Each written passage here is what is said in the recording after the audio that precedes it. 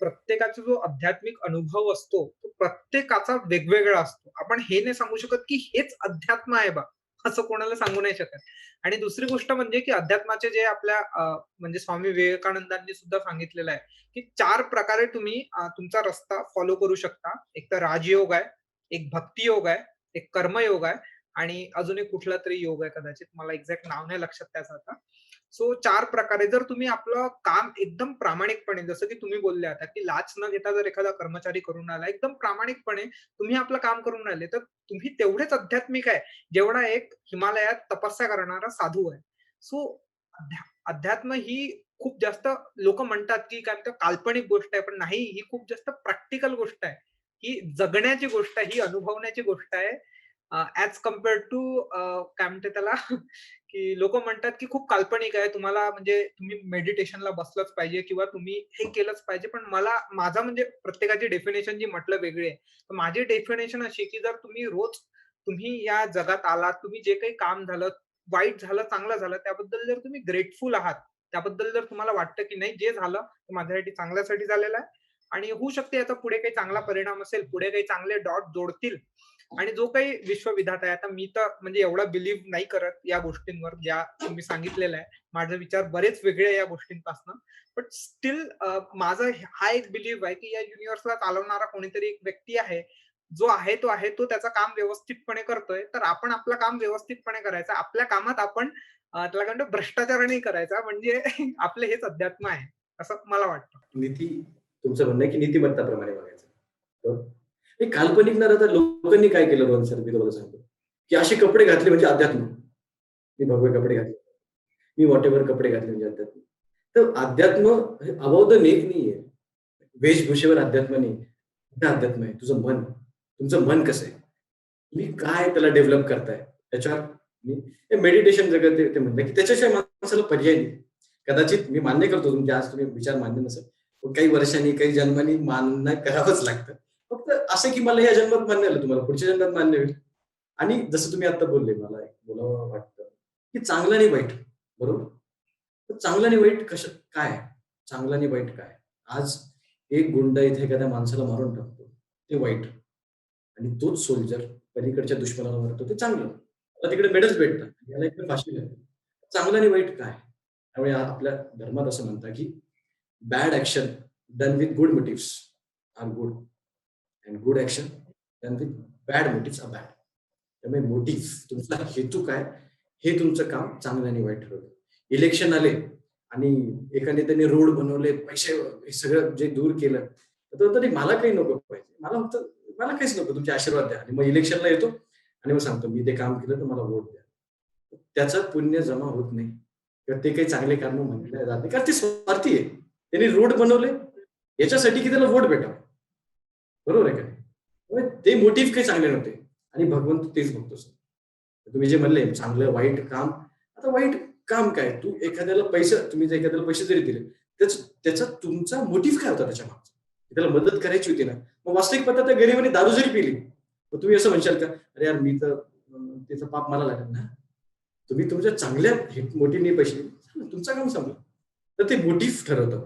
हे वाईट चांगलं आहे, ते काम चांगलं आहे की वाईट?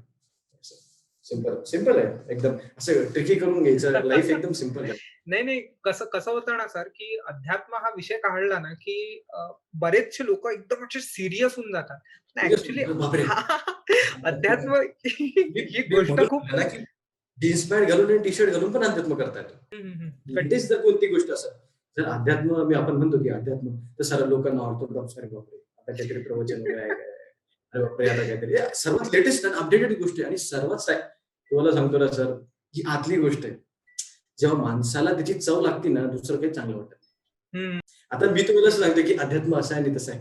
जोपर्यंत तुम्ही बघतच नाही, तुम्ही इमॅजिनेशनच करशाल ना, की अरे काय काय असेल नाही. ते माझं असं जे भक्त आहे, मला विनंती की त्यांनी कुठे ना कुठे स्टार्ट करा.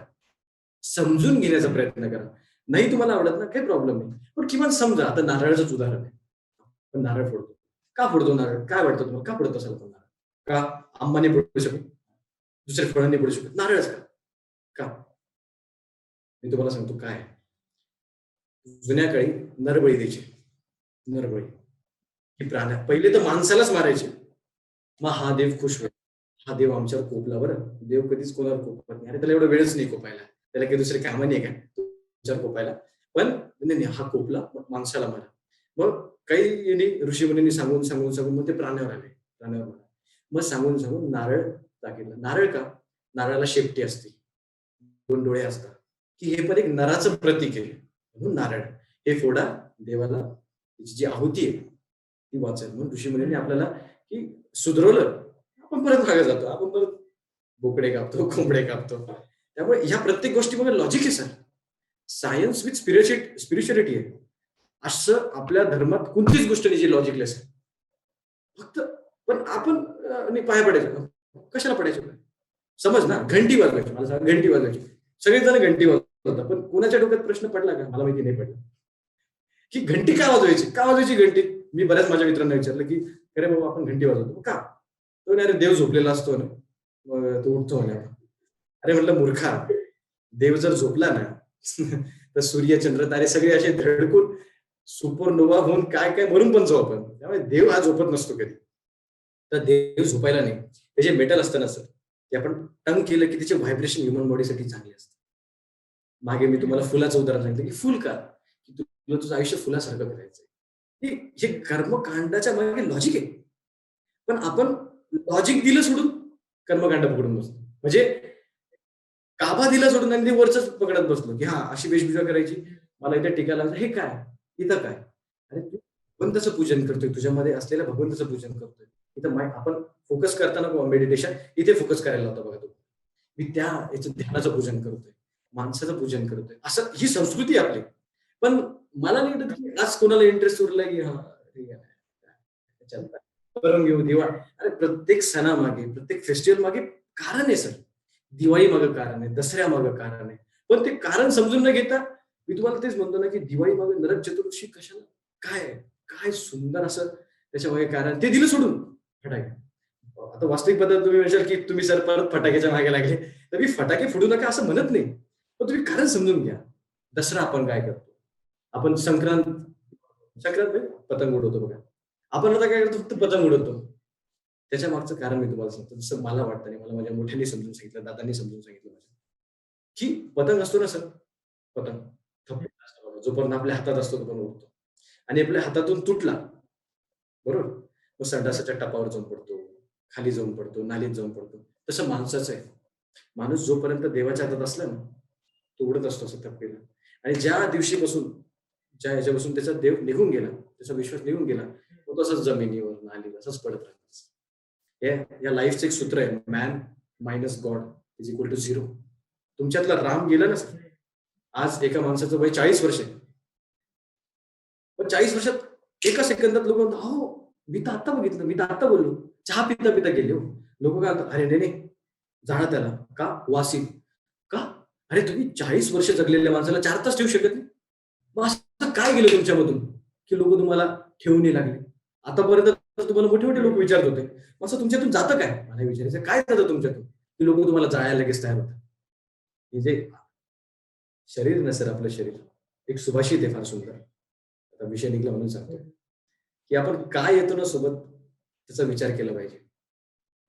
आपण जे येत नाही ना त्याच्या मागेच पळत राहतो सर, म्हणजे अवघड आहे. ही गोष्ट अध्यात्म हे फार सुंदर गोष्ट आहे सर. अध्यात्म तिला ट्रिकी करण्याची काहीच गरज नाही. व्हॉट इफ मन शुद्ध ठेवण्याचा प्रयत्न आहे. भगवंताला तेवढंच पाहिजे सर. संत रोहिदासांचं वाक्य आहे, "मन चंगा तो कटुती में गंगा."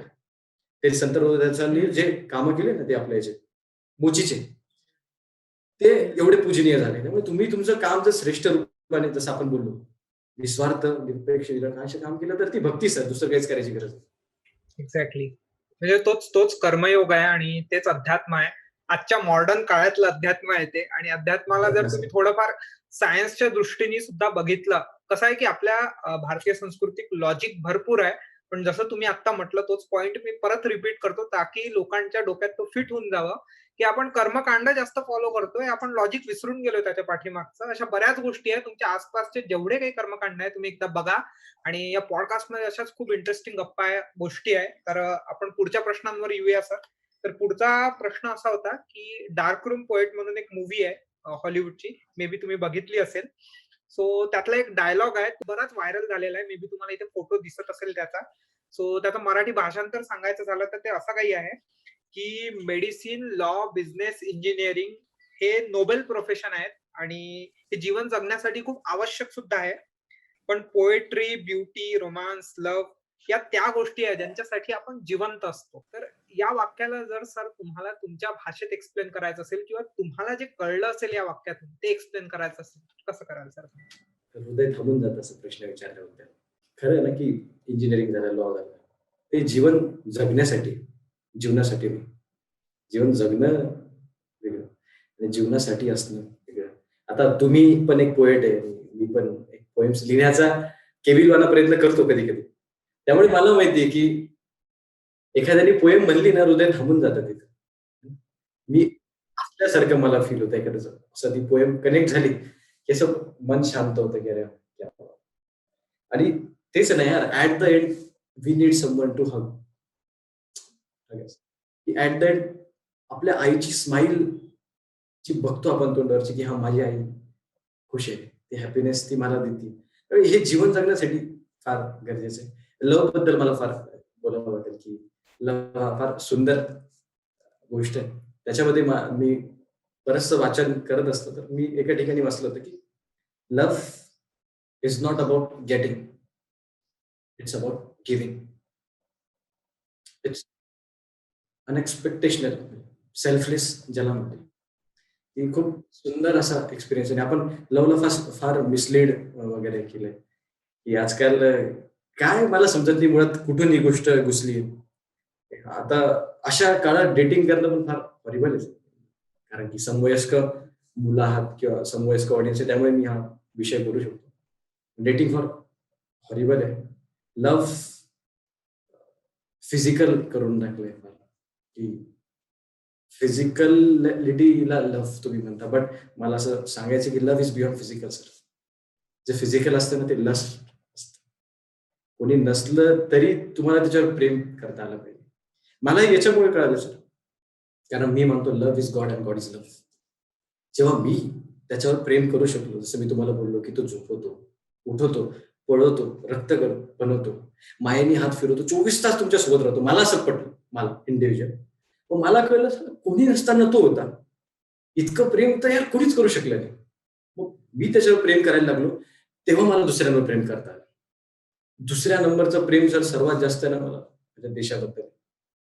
जेवढं प्रेम मी या देशावर करतोय आणि केलेलं आहे ना सर, तेवढं कोणत्याच गोष्टीवर करू शकत नाही. असं वाटतं जीव ओवाळून का एक काय 10 जीव देऊन टाकेल मी माझ्या देशासाठी. इतकं रक्त पेटतं. त्यामुळे लव्ह हे ना सर एक फार सुंदर आहे. पण आज खूप हॉरिबल करून टाकले. काय म्हणजे मला नेमकी समजत नाही, की काय डेफिनेशन लोकांच्या डोक्यात घुसली आहे, की वेस्टर्न फिलॉसॉफी एवढी झालेली आहे. तुम्ही वेळेच्या आधी अशा काही गोष्टी करून टाकता आणि मग आणि किंमत नाहीये सर शब्दाची. मी तुम्हाला सांगतो, की शब्दांची एवढी किंमत असते. जर जुन्या काळी एखाद्या राजपूत राजाने म्हणलं, की मी तुझ्यासाठी असं करेन, तर दुनिया इकडची तिकडे झाली. ते करेन म्हणजे काय? ते प्रेम. मी तुम्हाला सांगतो प्रेम काय असतं. जसं स्वराज्याचं प्रेम छत्रपती शिवाजी महाराजांना होतं सर, ते प्रेम. जसं स्वामी विवेकानंद भारतीय संस्कृतीबद्दल प्रेम होतं सर, ते प्रेम.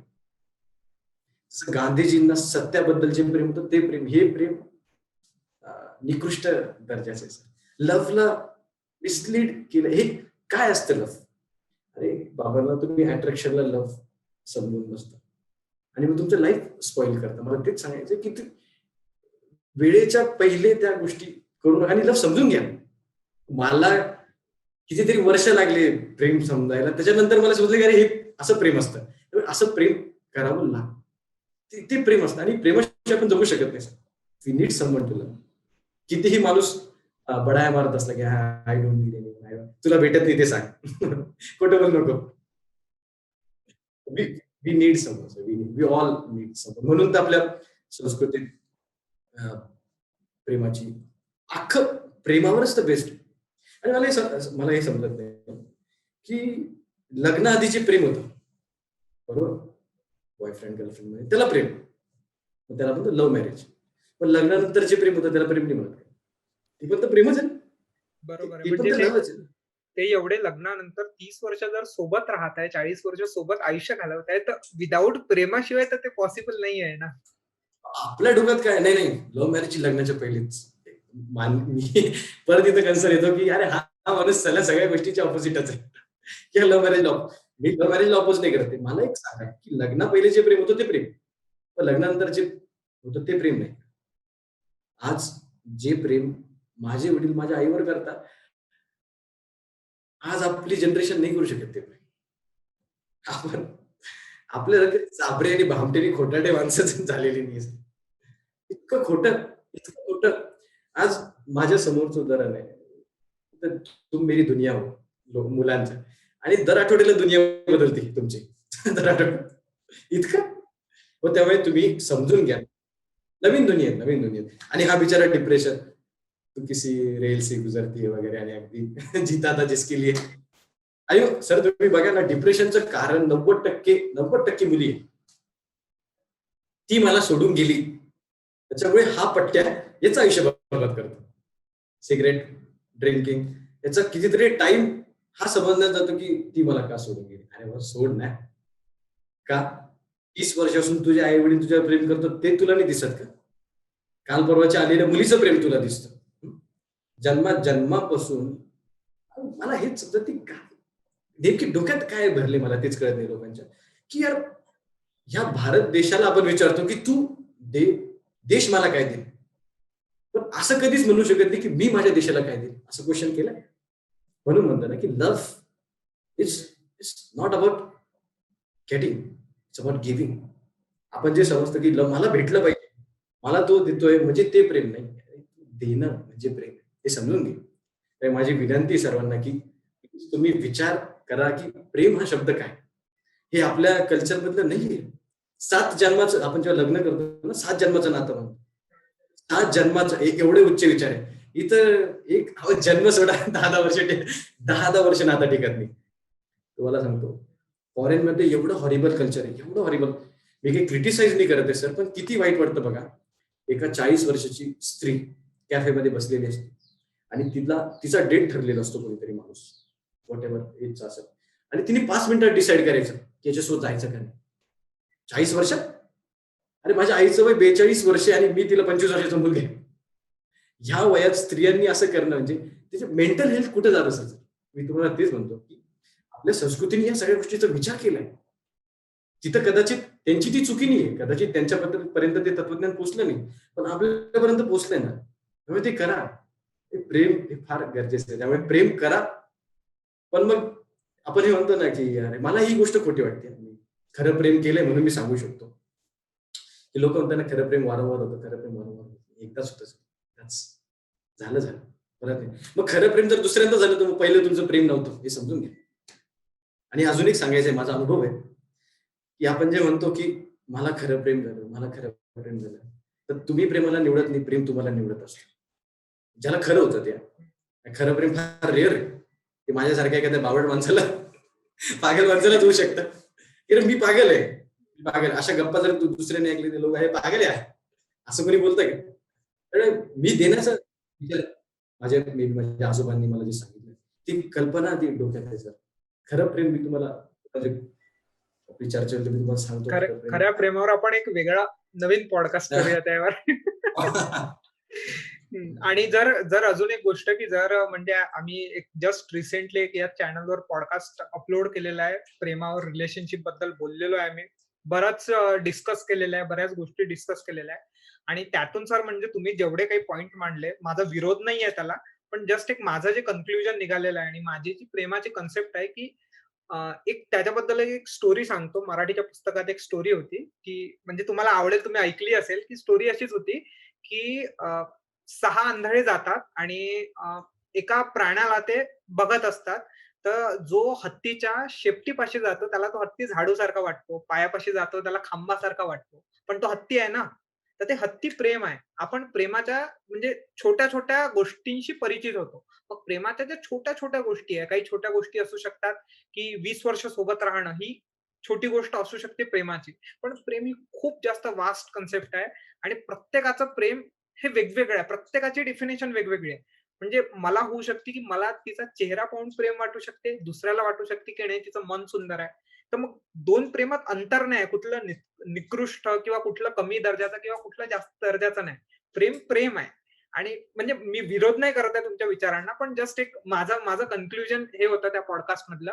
तर जे कोणी पाहत असतील त्यांना मी तेही रिक्वेस्ट करेल, की तो सुद्धा पॉडकास्ट पहा आणि सरांचे विचार सुद्धा सुंदर होते. सरांचं जे काही भारतीय संस्कृतीतलं म्हटलं, की आपली जी संस्कृती आहे ना, ही प्रेमावरच टिकलेली आहे. म्हणजे जर तुम्ही राधा-कृष्णाचं प्रेम पाहिलं, तर कधी त्यांचं लग्न झालं नाही आयुष्यात. ते तुम्हाला याच्यात सांगायचं ऍक्च्युली. हं, हं. हां, बोलू बोलू का मी? नक्कीच, नक्कीच, नक्कीच. ऍक्च्युली काय आहे, आंधळे असतं ना ते. हां. त्यांना डोळे आल्यावर कळेल प्रेम काय असतं, हे कोणी बनवलेलं आहे.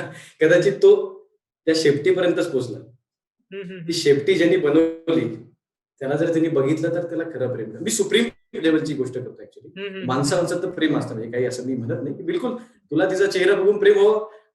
पण मला प्रेम कशावर होतं, की जिनं त्याचा चेहरा बनवला, हं, तो हं, काय हं. सुंदर असेल. मला ते बघून प्रेम होतं, की तो हां, हां, गॉड हां. यार जितना प्यारा तुझे रब ने बनाया. तर रबवर मला ऍक्च्युली प्रेम आहे. हं, हं. तुझ में त्या रब त्या दिखता है अल्लाहला यारा त्या मैं क्या कहूँ. हां, ते तू येतोस तिकडे पण ठीक आहे. प्रॉब्लेम नाही. तुला तिचा चेहरा प्रेम होतं, पण मला तिचा चेहरा ज्यांनी बनवला, त्याच्यावर प्रेम होतं, की यार तू काय बनवतोय? अरे काय हं, क्रिएशन आहे हं. तुझं. आणि मला सुंदरता वास्तविक स्त्री ही सुंदरच आहे. देवानीच बनवली. पण त्याच्यापेक्षा सुंदर मला निसर्ग वाटलं. तू हां. वापस म्हणशील, की मग तू तर तिकडे भेटणार नाही. तुझी बायको होणार नाही, गर्लफ्रेंड होणार नाही. त्यातला मूळ विषय नाही. पण एक नजरेचा नजर नाही, नक्कीच, बदलत नाही. नक्कीच, नक्कीच. नाही, मी आणि मी आता पहिले शेवटी काय सांगितलं आहे, सर. मी पहिले सांगितलं तुम्हाला, की माझा तुमच्या विचारांना हां, विरोध नाहीये. विरोध नाही. पण हां, कसं आहे, सॉरी. की हां, आपली आपली जी संस्कृतीच आहे हां, ना, ती एक्सेप्टन्सची संस्कृती आहे.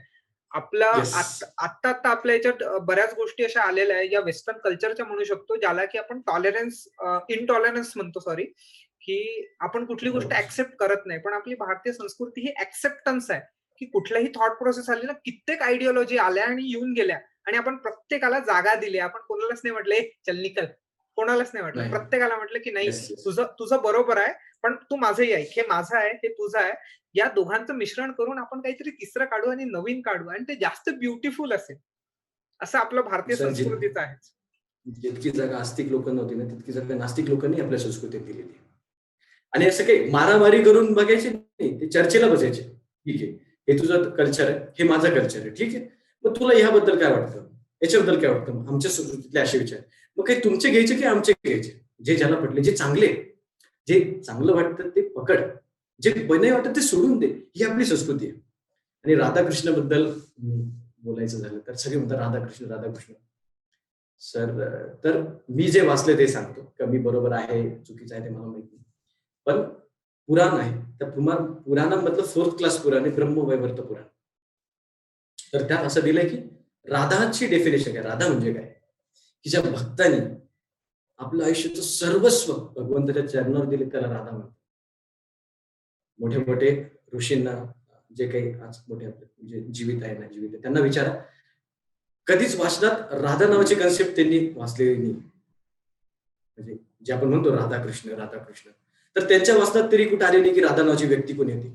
पण राधा म्हणजे काय? संस्कृतमध्ये राधा म्हणजे की असा माणूस ज्याने आपलं सर्वस्व भगवंताच्या चरणी लुटावं, त्याला काही घेणं-देणंच नाही भगवंताशिवाय. त्या स्टेजला राधा म्हणतात. म्हणून कदाचित ते पुराण म्हणजे काय भाव वाढवण्यासाठी, भक्ती वाढवण्यासाठी जसं मी काही विरोध नाही करत आहे, पण मला जे माहिती आहे ते मी सांगतोय. नाही, म्हणजे इंटरेस्टिंग आन्सर होतं सर. बऱ्याच गोष्टी मलाही नवीन माहिती पडल्या. आपण पॉडकास्टच्या शेवटाकडे हळू वळतोय आणि शेवटचे बस 2-3 प्रश्न राहिलेले आहेत. सो एक प्रश्न असा होता सर, की live life to the fullest म्हणजे आयुष्य एकदम जिवंतपणे जगा. पण कसं आहे, की प्रॅक्टिकली बऱ्याचदा हे पॉसिबल होत नाही. कारण तुम्ही जसं म्हटलं, की लाईफ अप एंड डाउन या दोन्ही गोष्टी असतात. म्हणजे तुम्ही प्रत्येक वेळेस पॉझिटिव्ह राहणं हे पॉसिबल नाही होत. तर live life to the fullest जे वाक्य म्हणतात, तर आयुष्य जगणं म्हणजे नेमकं काय? जगणं या शब्दावर मी जास्त प्रेशर टाकतोय. तर आयुष्य जगणं म्हणजे काय? हे तुमच्या मते काय वाटतं याबद्दल तुम्हाला? येस, थँक यू मला हा क्वेश्चन विचारला. मला असं वाटतच होतं काहीतरी विचारशील तू. लाईफ हा फार मोठा अगदी उत्तर जेवढं सांगावं तेवढं कमी, पण मी सांगण्याचा प्रयत्न करतो. की तुकाराम महाराजांची एक म्हण आहे, "मी पण ज्याचे प्रोक्त फळाप्रमाणे गळाले, त्याला जीवन कळाले." मी पण म्हणजे अहंकार प्रोक्त फळ म्हणजे पिकलेल्या फळ सारखं ज्याचं गळालं त्याला आयुष्य कळालं. आयुष्य म्हणजे काय की जीवनात येणाऱ्या प्रत्येक गोष्टीला सकारात्मक दृष्ट्या बघणं म्हणजे आयुष्य. मग आपण मग विचार केला, मग जीवन तर सगळ्यांनाच भेटतं ना रोजचं. मलाही भेटलंय, तुम्हालाही भेटलंय, प्राण्यालाही भेटलंय, बरोबर? सगळ्यांनाच दिलंय. मग मनुष्याचा जन्म घेऊन आपण असं काय वेगळं केलं? आपण कशात धन्यता म्हणतो की मी मोठा झालो. अरे तू मोठा झाला का? अरे देवाने तुला मोठं केलं, हे मानण्यात या. विचार करा. मग मी धन्यता म्हणतो की माझं लग्न झालं, मला मुलं बाळ झाली. जनावरांना मुलं बाळ होत नाही का? आपण आपल्या मुलांना खाऊ घालतो का? ते त्यांच्या मुलांना खाऊ घालत नाही, ते त्यांना मोठं करत नाही. मग आपल्यात आणि मग मला मला असं वाटतं की माझ्यात मग जनावरात फरक काय राहिला? मनुष्याचा जन्म घेऊन जीवन सगळ्यांनाच भेटलं ना, जीवन सगळ्यांना सारखंच आहे. वास्तविक आता जीवनाची डेफिनेशन करा असं सांगितलं तर जन्मापासून मृत्यूपर्यंतचा प्रवास म्हणजे जीवन, बरोबर? पण मग जीवन म्हणजे नेमके काय? जनावरही तोच जगतो, मी तोच जगतो. मग मी वेगळं, मी माणसाचा जन्म घेऊन वेगळं काय केलं? हा प्रश्न स्वतःला पडतो का? तो नाही पडत तर तो पडला पाहिजे की मी तेच करतो. काय असं वेगळं करतोय? माझ्या मोठ्या मुलांना मोठं करतोय ते मोठंच करतात. त्यांना मी खाऊ घालतोय, अरे तेही खातात. मग तू येऊन काही केलं का? म्हणून शंकराचार्य म्हणतात आपल्याला, कस्त्वं कुहं कुतः आयात कामे जननी कुमितात. म्हणजे मी कोण, कुठून आलो, कशासाठी आलो, हे तुला कळावं याच्यासाठी तुझा जन्म आहे. ना की ऍक्टर, डान्सर, फॅमिली मोठी करणे, करिअर बनवायचं आहे. याचा अर्थ असा नाही की बनवायचं नाहीये. मी तुम्हाला ते सांगतो परत परत. ह्या जर्नीमध्ये तुम्हाला ओळखायचं की मी कोण आहे. माझं आणि क्रिएटर ऑफ द युनिव्हर्सचं नातं काय?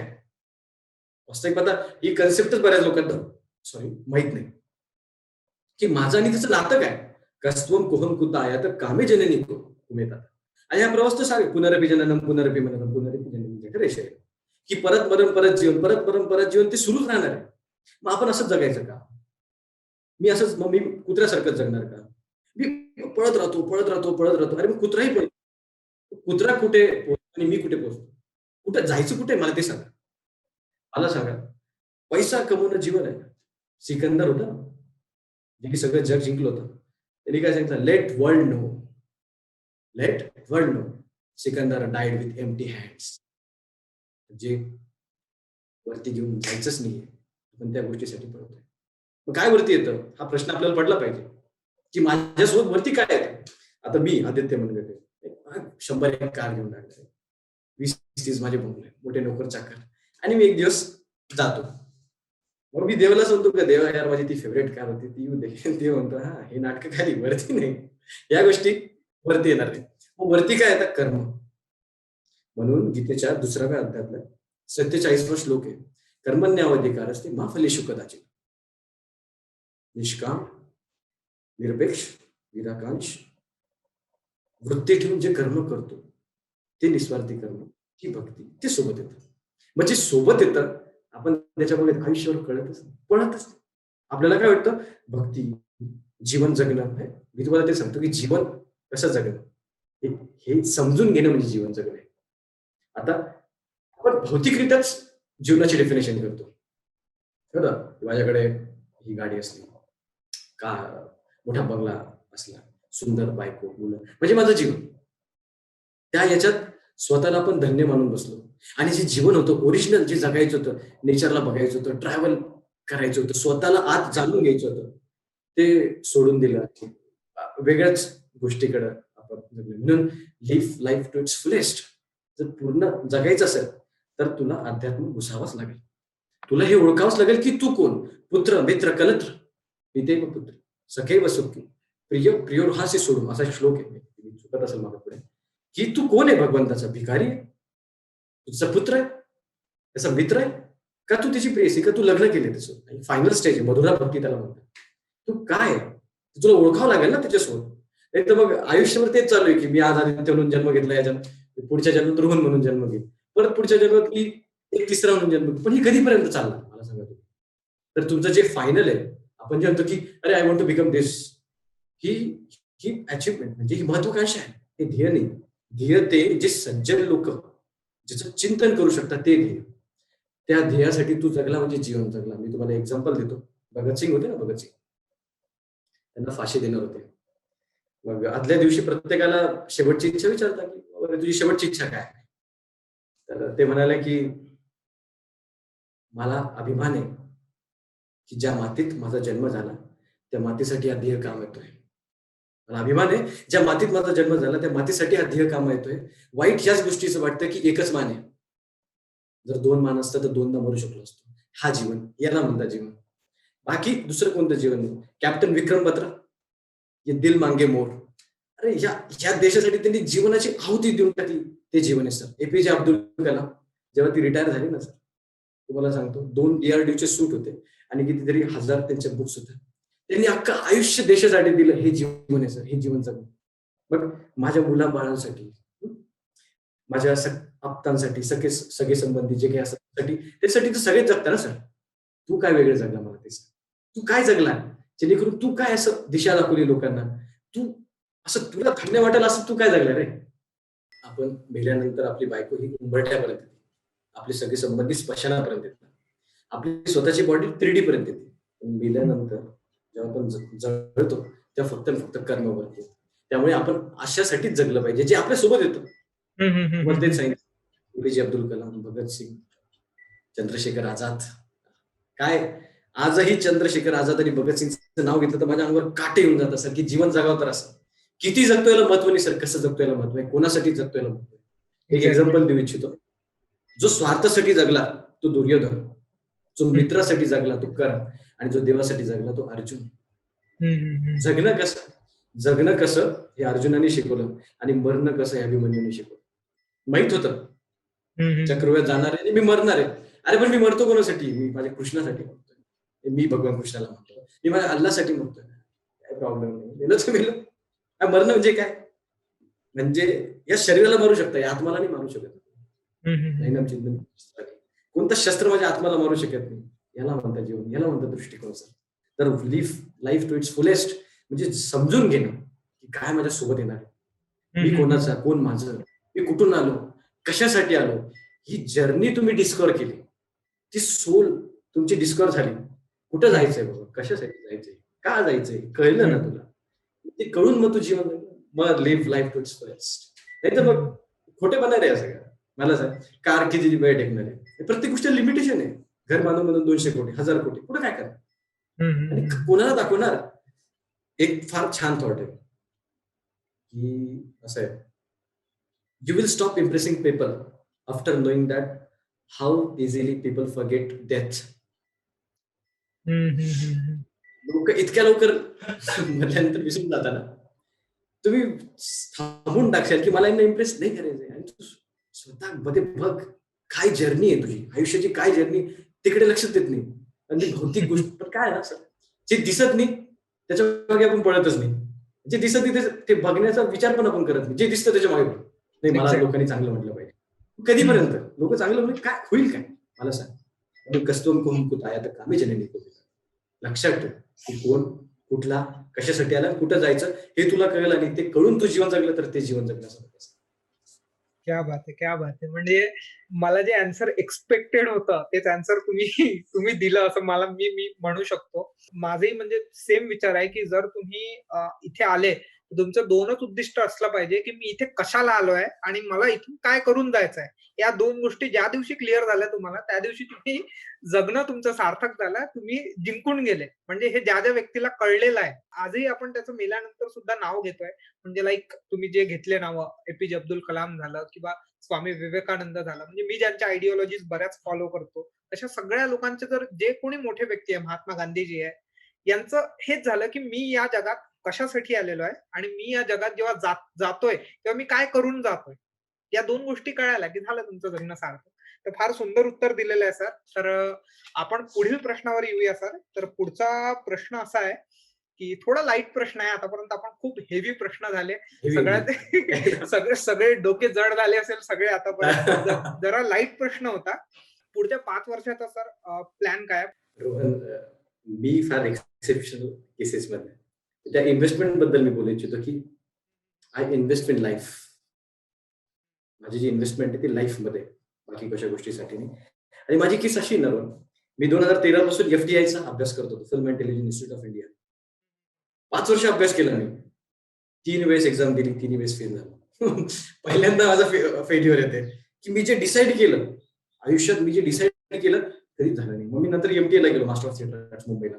तिथे सुद्धा ट्राय केलं. तिथे काही नाही झालं. मुंबईला गेलो, लाईफने मला पुण्याला आणून फेकलं. पुण्याला मी थिएटर जॉईन केलं. जे करायचं नव्हतं, ते करायला लावलं. मग अमिताभ बच्चन साहेब जे आहेत, ते म्हणतात की if things are happening according to you, that's good. But if it doesn't, that's even better. Sir मी त्या केसमधला की ह्या ज्या गोष्टी आहे, ही कोणीतरी डिवाइन फोर्स आहे, ती माझ्यासाठी काम करते. त्यामुळे लाईफ मला जिकडे घेऊन जाईल, मी ते काम करत. पण याचा अर्थ असा नाही की मी काम करत नाही. मी काम करतो. सध्या तर आता मी रायटिंग पण मीच करायला लागलो. असिस्टंट डिरेक्शन पण मीच करायला लागले. कारण कोणी आता आहे नाही माझ्या आजूबाजूला, की जे माझ्यासाठी असं करेल, ज्या लेवलचं मला हवंय, ते कोणी आहे नाही. So I don't have any plan. यही है कि भाई कोई प्लान नहीं है. अपनी जिंदगी पूरी तरीके से जीना है और लाईफ में इन्व्हेस्ट करना है. समजून घ्यायचंय स्वतःला. मी कोण, काय, कसा, कसं अजून बेटर मला बनता येईल, कसं better than yesterday, better version काय माझं. मी माझी कॉम्पिटिशन आहे स्वतःची. काय अजून करता येईल मला. 5 वर्ष मला सांगा, रोहन मला सांगा, काय गॅरंटी आहे की मी 5 वर्ष जगेल. कोणाला माहिती की मी 5 वर्ष जगेल. मी उठलो, आजचा दिवस माझ्या हातात आहे. तो मी असा जगेल की बॉस झोपताना मला असं वाटलं की हा काय जीवन जगलं मी, काय मजा केली मी. मी त्या प्रवृत्तीचा माणूस आहे. प्लॅनिंग मी नो डाऊट एखादं काम आलं त्याच्यात मी प्लॅन करतो. पण मी आता प्लॅनिंग करून सोडून दिलं की मी इकडे तिकडे जाईल, मी हे करेल, मी ते करेल. आता लाईफ जे आणती माझ्यासोबत, मी ते 200 काय 500% अख्खी जीव ओतून मी ते काम करतो. माझ्याकडे काही प्लॅन नाही. मी त्यातला माणूस, मी काही प्लॅन्स बनवत नाही.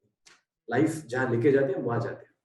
हा, म्हणजे just go with the flow. म्हणजे तुमचं जवळपास माझ्यासारखंच आहे. मी सुद्धा just go with the flow वाला माणूस आहे, की लाईफ जिकडे घेऊन चालली आहे. म्हणजे थोडाफार बेसिक प्लॅनिंग असतं की आपल्याला असं असं करायचं आहे. पण जर लाईफने दुसरी डायरेक्शन दिली तर यार आपण त्याला नाही म्हणत की नाही मला हे करायचंच नाहीये. आपण त्या जागी जातो, ट्राय करतो, एक्सपेरिमेंट करतो स्वतःसोबत, स्वतःला ओळखण्याचा प्रयत्न करूया.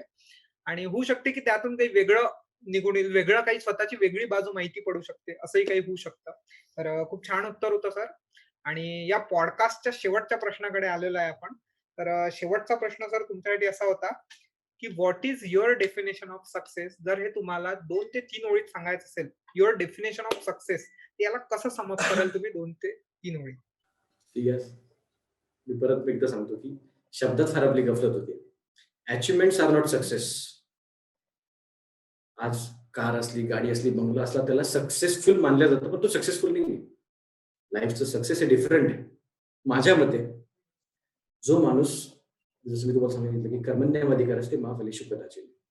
जो माणूस फळाची अपेक्षा न ठेवता वारंवार प्रयत्न करत जातो, पण प्रयत्न पण असे की जे निष्काम आहे, त्याच्या मागे ती फळाची अपेक्षा नको, त्या स्टेजला सक्सेस म्हणतात सर.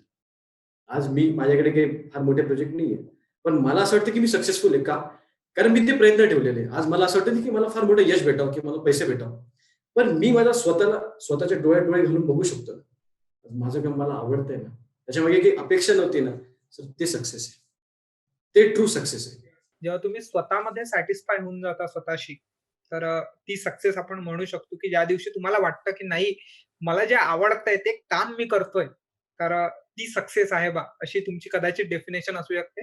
आणि थोडीफार माझी पण अशीच म्हणजे मिळती जुळती आहे.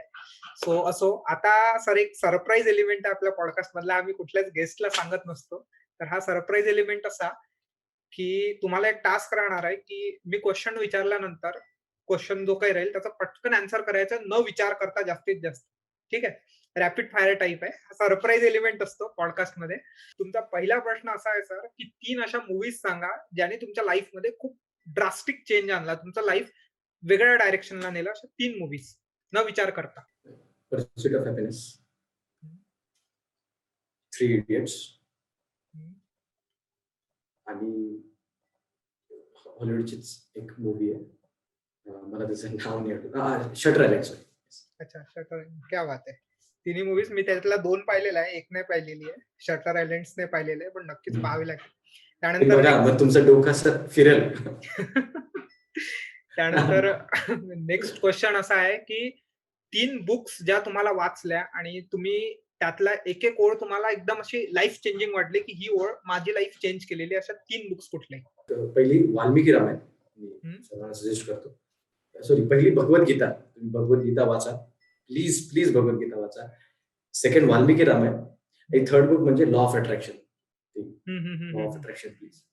क्या तिन्ही बात वाचलेल्या आणि सर्वात जास्त सुंदर आणि जिच्यामध्ये प्रेम आहे, इतकं प्रेम आहे भगवद्गीता की तिच्यासारखी बुक नाही हं, हं, जगात. हं, हं, हं, हं. क्या बात आहे! म्हणजे हा सरप्राईज एलिमेंट इतकाच होता सर. 2च क्वेश्चन राहतात त्यांचे. पण हे मी जनरली कुठल्याही गेस्टला सरप्राईज हे मी गेस्टला जनरली सरप्राईज उघडण्याच्या पहिले संपला पण रे. हे जनरली गेस्टला याच्यासाठी नसतं सांगत सर, की या गोष्टींवर विचार करायला वेळ नकोय. या गोष्टी आणि असं म्हणतात, की ज्या गोष्टी तुम्ही एकदम रॅपिडली येऊन जातात ना तुमच्या तोंडातून, तर तुमची सायकॉलॉजिकल थिंकिंग त्यानुसार असते. आपण नक्कीच सायकॉलॉजीवर सुद्धा एखादा पॉडकास्ट करू. आपल्याला प्रेमावरचा पॉडकास्ट करायचा आहे आणि सायकॉलॉजीवरचा करायचा आहे. पुढे पुढे जाऊन नक्कीच करूया सर. तर आभार प्रदर्शनाची वेळ झाली आहे. तर थँक सो मच माझ्या पॉडकास्टमध्ये आल्याबद्दल. मला मला म्हणजे माझे पर्स्पेक्टिव्ह नवीन खुलले. कारण मी कसं आहे, मी एका पर्टिक्युलर विचाराने हे करत राहतो. हे पॉडकास्ट सुरू करायचं एक उद्दिष्ट असंही म्हणू शकता तुम्ही, की नवीन-नवीन थॉट प्रोसेस तुम्हाला शिकायला मिळतात आणि जेव्हा-जेव्हा तुम्ही थॉट प्रोव्होकिंग गोष्टी शिकता ना, तर तुम्ही आपोआप घडत जाता. जसं मला एका जणांनी सांगितलं होतं. त्यामागे पॉडकास्ट सुरू करण्याचं एक उद्दिष्ट तेही आहे, की जेव्हा तुम्ही वेगवेगळ्या फील्डमधले वेगवेगळ्या लोकांशी जेव्हा चर्चा करता एखाद्या गोष्टींची, तर होऊ शकते आपले मतभेद असतील, वैचारिक मतभेद असतील, की एखादा विचार नसेल पटत. पण जेव्हा तुम्ही विचार ऐकता ना, तर तुम्ही स्वतः विचार करायला लागता, की यार असंही होऊ शकतं. मतभेद असावी पण मनभेद नको. हां, एक्झॅक्टली, एक्झॅक्टली, एक्झॅक्टली. तर थँक सो मच सर. आणि जर तुम्हाला एका लाईनीत जर पॉडकास्ट सम करायचं असेल, तर तुम्ही ते सांगू शकता. अच्छा, अच्छा. नाही अरे, तू अतिशय तुमच्याबद्दल काय सांगावं? तुम्ही मोठ्या-मोठ्या ॲक्टर्सचे बस, मी तर बस एक सर. अगदी फार छोटा माणूस आहे. पण काय असतं ना, जेव्हा तुम्ही दुसऱ्याला सांगत असता तर तुम्ही स्वतःला पण सांगत असता. त्यामुळे एक्झॅक्टली. तू मला चान्स दिला, की माझी आयडिओलॉजी जी आहे, ते तत्वज्ञान आहे, ते मी स्वतःला परत एकदा सांगू शकलो. ज्या गोष्टी मी विसरलो होतो, मी परत आणू शकलो. हं, त्यामुळे हं, हं. माझ्या लाईफची रिहर्सल, माझ्या आयडिओलॉजी रिहर्सल घेण्यासाठी थँक सो मच. आणि मला जे काही विचार, आभार प्रदर्शित करण्याचा जो चान्स मला तो दिलाय, सांगण्याचा जो मला एक प्लॅटफॉर्म दिलाय, त्याबद्दल पण मी तुझे आभार. आणि मला सांगू इच्छितो, की हे पहिला माझा पॉडकास्ट आहे किंवा इंटरव्ह्यू आहे लाईफ मधला. आय वॉज बिट नर्वस, की कसं असतं ना इंटरव्ह्यू वगैरे. कारण बऱ्याचशा गोष्टी जीवनात पहिल्यांदाच घडतात वगैरे. त्यामुळे थँक आणि माझ्या आयुष्यात नेहमी शेवटपर्यंत तूच राहशील, की ज्याने माझा फर्स्ट इंटरव्ह्यू घेतला ऍज अन ऍक्टर म्हणून. So thank you so much. Thank you so much. मी भगवंताच्या चरणी थँक यू, आपण थँक सो मच सर माझ्या पॉडकास्टला आल्याबद्दल.